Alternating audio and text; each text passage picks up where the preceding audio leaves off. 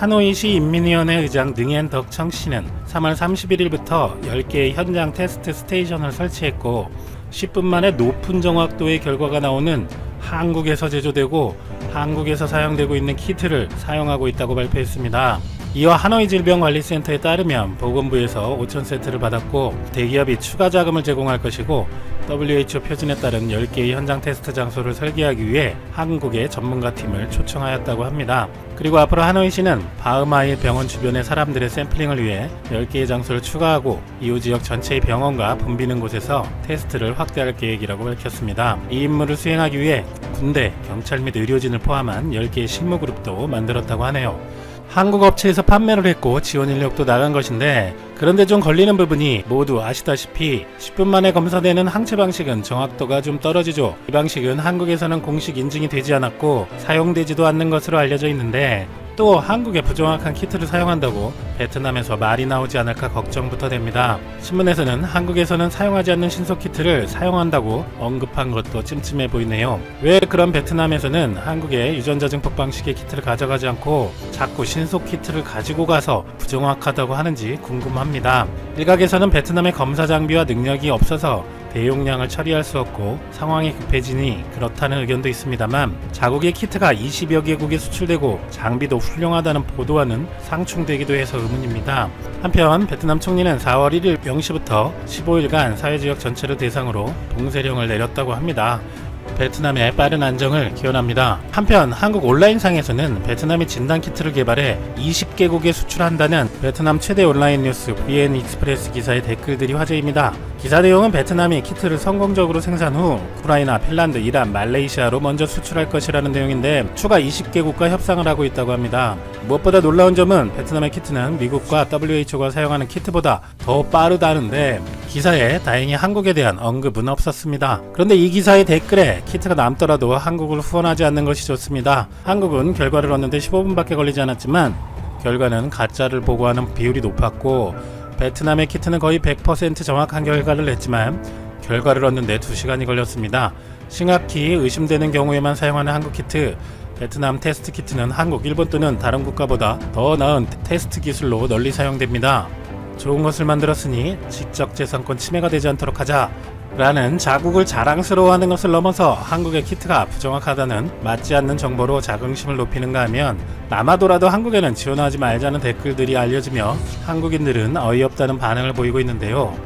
그래서 해당 기사를 살펴보니 그런 한국에 대한 내용은 실제 많지는 않고 대부분 자국의 키트 개발에 감동하는 내용입니다만 전체에서 두 번째 랭크 댓글에 대댓글이 120여 개나 달렸는데 내용은 여전히 한국의 지원을 요청하면서 베트남 수출 키트가 20개국에 수출되는 이유가 무엇입니까? 입니다. 안타깝게도 앞에 얘기한 대로 대부분의 베트남인들은 그대로 한국에서는 허가도 나지 않는 신속 키트를 한국은 쓰지만 정확도가 매우 떨어진다는, 심지어 세계에서 가장 정확도가 떨어진다는 댓글들이 수백 개씩의 추천을 받고 있어서 앞의 소식처럼 한국 방식과 신속 키트를 도입하고서 나중에 또 정확도가 떨어진다는 소리가 나올 것 같아서 찜찜한 느낌이 듭니다. 이런 상황은 베트남인들의 문제라기보다는 정확한 정보를 제공하지 않고 자국 정부에게 유리한 정보나 심지어 정보를 가공하는 국가의 책임일 것입니다. 하지만 요즘 한국의 경우는 베트남에 대한 정서가 좋지 않자 자제하자는 반응도 나오는데 베트남인들도 좀 더 상황을 파악해보는 게 좋지 않을까 생각됩니다. 인터넷으로 타국의 모든 정보가 공개되고 조금만 더 생각해보면 정부나 관영 언론의 제공 정보들이 앞뒤가 맞지 않다는 걸 생각을 못하는지 아쉽습니다. 훨씬 선진국이었다는 일본도 대체로 비슷한 사회 현상을 보이고 있으니 어쩌겠습니까? 어찌됐든 한국의 키트와 지원에 대한 세계적 관심은 매일 식을 줄 모르고 새로운 소식을 전달하고 있습니다. 진단키트 부족 등 이유로 어려움을 겪고 있는 핀란드의 한 대형 병원이 한국에 검체를 보내 진단을 의뢰하기로 했다고 합니다. 이것은 또 세계 최초 택배 진단인가요?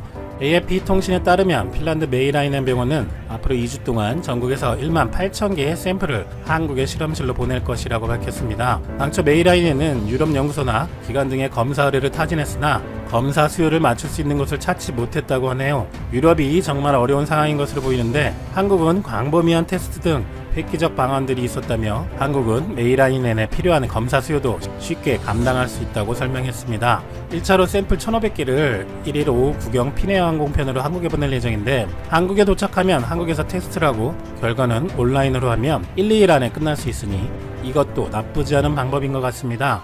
라이브 시스템도 모자라서 세계 최초 대량 택배 테스트라니 정말 대단한 한국입니다. 한편 4월 1일 일본은 베트남에 2억엔 우리 돈 20억 원 정도를 지원할 계획이라고 알려졌는데요. 또한 일본 외무장관은 베트남 정부가 2만여 명의 베트남 거주 일본인들의 생활과 안전을 보장해준 것에 감사했다고 합니다. 이에 베트남 부총리는 아세안 의장으로서 일본의 의지를 높이 평가하며 일본과 협조할 것을 다짐하고 일본의 수치현황과 함께 베트남은 현재까지 판정자는 겨우 200여 명의 생명을 잃은 사람은 없다고 기사를 마무리합니다. 그런데 왜 하노이는 15일 동안 집에서도 나오지 말라는 명령을 내린 건지 역시 베트남은 미래를 위해 초강도 선제적 대응을 하는 것 같습니다. 하지만 이런 일본의 20억여 원의 지원 소식에 베트남인들의 감사 댓글들이 훈훈하게 폭주하고 있습니다. 이렇게 어려울 때 서로 돕는 훈훈한 베트남과 일본의 소식이었습니다. 그런데 우리나라도 베트남에 지원이 없었나요? 정부를 제외하고 어제 오늘만 해도 신한은행이 50억 동, 우리 돈 2억 5천 지원, FPT 코리아도 85만 달러 기부, 사기업도 10억가량 되는군요. 일각에서는 불과 몇 년 전까지만 해도 한국이나 일본이나 베트남에 투자를 한 금액은 비슷한데 베트남인들은 일본 자본은 부동산 위주로만 투자를 해서 정작 베트남 내수 및 소비시장과는 하등 상관없이 일본인만 돈 버는 구조 때문에 일본에 대해 그다지 좋지 않은 감정이었지만 한국은 제조업에 대대적 투자를 해주어 내수 경기를 활성화시킬 수 있어서 한국 자본에 호의적이었다는 얘기도 있습니다만 어쩌다 이렇게 됐는지 현재는 좀 씁쓸한 상황이기는 합니다. 최근 대한민국의 코로나 대응은 전 세계의 모범이 되었고 지금도 세계 각국은 한국의 우수한 방역 체계를 배우기 위해서 적극 노력하고 있습니다. 경제협력개발기구 OECD는 한국이 G20 국가와 OECD 37개국 회원국가 중에서 성장률 조정률이 가장 양호할 것으로 전망하기도 했습니다. 그만큼 한국을 바라보는 세계의 시선이 달라진 것이죠. 세계 각국이 코로나를 방어하기 위해서 문을 걸어 잠그고 봉쇄 조치를 취하는 등 여행이 거의 불가능한 국가들이 많았습니다. 하지만 대한민국은 엄격한 입국 절차를 거치면 여행이 가능한 국가 중에 하나이죠. 코로나 사태에서 대한민국이 더욱 극찬을 받는 이유 중에 하나가 봉쇄 조치를 취하지 않았음에도 불구하고 이런 획기적인 결과를 만들어낸 것이었습니다. 현재 미국은 코로나 감염자가 300만 명을 넘어서는 등 지금도 급격히 증가하고 있습니다. 당연히 여행하기 매우 어려운 국가들이 대부분이니 미국 언론조차 한국을 부러워할 수밖에 없는 상황이 되었습니다.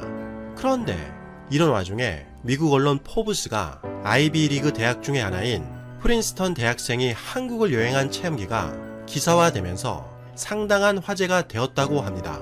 어떠한 소식인지 확인해 보도록 하겠습니다. 코로나 감염 사태가 발생하자마자 대한민국의 빨리빨리 문화가 빛을 발했습니다. 한국은 놀라운 속도로 검사 추적 치료라는 3단계 대응책을 마련했고 2차 감염을 신속하게 막는 방어선 역할을 했습니다. 그에 반해 미국이나 일본 등은 정말 허술한 대책이 질타를 받기도 했습니다. 그리고 이제는 일상적인 생활조차 더 이상 일상적이지 않을 정도로 세계가 급격히 변했습니다. 자유롭게 타국을 방문하는 여행조차 화제가 되는 시기가 된 것이죠.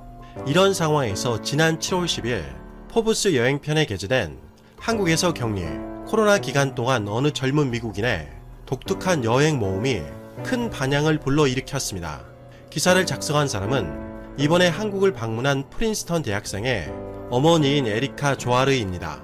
자신의 아들이 한국에서 격리한 경험을 어머니가 아들의 관점에서 기사를 작성한 것이죠.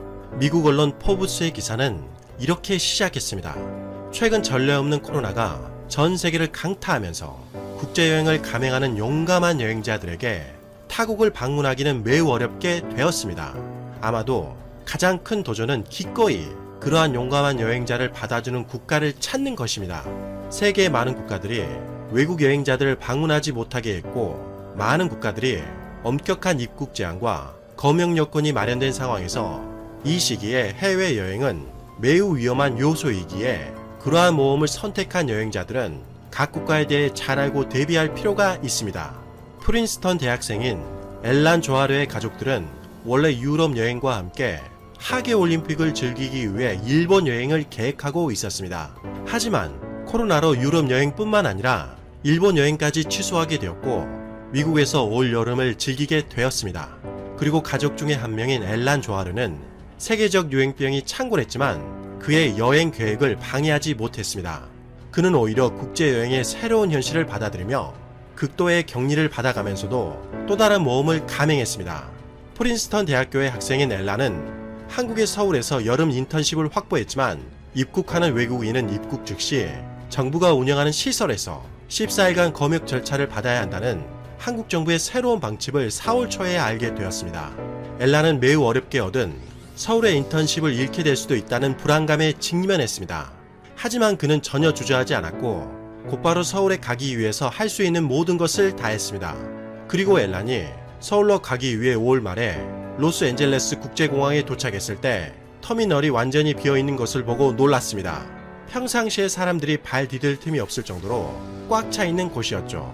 실제로 국제공항 터미널에서 대한항공이 유일하게 운영 중인 항공 카운터가 있었고 이날 밤에 이륙하는 국제선 항공편은 대한항공이 유일했습니다. 앨란은 체온을 확인한 후에 비행기에 탑승했습니다. 그리고 앨란은 비행기를 탑승하자마자 매우 놀랐습니다. 응급실에서 막 나온 것처럼 보이는 승무원들은 머리부터 발끝까지 보호장구들, 의료가운과 마스크, 심지어 고글까지 착용하고 인사를 했던 것이죠. 그리고 비행기는 떠올랐습니다. 시간이 지나 인천공항에 도착하자마자 앨란은 다른 승객들과 함께 1시간 이상 줄을 서게 되었고 각 개인이 특정한 색으로 구분된 다양한 스티커를 받는 검역소로 이어졌습니다. 이것은 일련의 줄과 더불어 첫 번째 검문소에 불과했는데 각각 새로운 양식을 작성해야 했습니다. 곧 한국 시민과 외국인들이 갈라졌고 인천공항에서는 여러가지 조치들이 취해졌습니다. 첫째는 한국 정부는 도착하는 모든 승객들이 앞으로 몇 주 동안 새로운 입국자들의 상태를 확인할 수 있는 특별 검역 휴대전화 앱을 다운받아서 설치했는지 파악했습니다. 둘째로 방역 직원들이 오전 5시에 연락했을 때 받을 수 있는 사람이 있어야 했습니다. 한국 정부가 격리 대상자의 행방을 파악하지 못할 경우 연락을 취할 사람인 것이죠. 이러한 조치가 끝나자 수화물을 찾은 후에 마지막 대기 구역에 다다랐는데 한국에 도착한 지 거의 4시간이 되었습니다. 앨란은 공항에서 나와 대기봇으로 안내되었는데 자신 말고는 미국인은 한 명도 포함되지 않은 그룹이었습니다. 그 그룹은 보름 동안 거주하게 돼 미스터리 장소로 이동하게 되었습니다. 앨란은 사전 조사를 통해 다양한 시설에서 머물게 될 것이라는 것을 알았습니다. 다행히 앨란은 운이 좋게도 5성급 그랜드 하얏트 인천 호텔로 향했습니다. 그룹이 도착하자 버스를 소독하고 각 승객들의 체온을 재는 작업을 계속했습니다. 일단 호텔 안으로 들어가자 승객들은 더 많은 서류 작업을 했고 지시를 받았습니다. 그리고 마지막으로 비용을 내기 위한 부스로 안내되었습니다.